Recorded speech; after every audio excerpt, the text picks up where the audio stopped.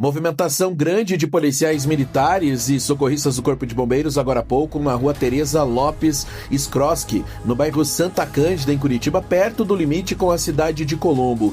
Isto porque no local um jovem de 25 anos foi baleado 3 vezes. Ele foi encaminhado pelo Corpo de Bombeiros ao hospital e corre risco de morte. De acordo com informações levantadas pelos policiais militares do 12º Batalhão, este jovem é morador da região. Ele estaria ali em um campo de futebol no momento em que foi abordado pelos autores. A vítima tentou fugir, mas foi alcançada pelos atiradores que estavam em um carro preto. Esse caso passa a ser investigado pela Divisão de Homicídios e Proteção à Pessoa.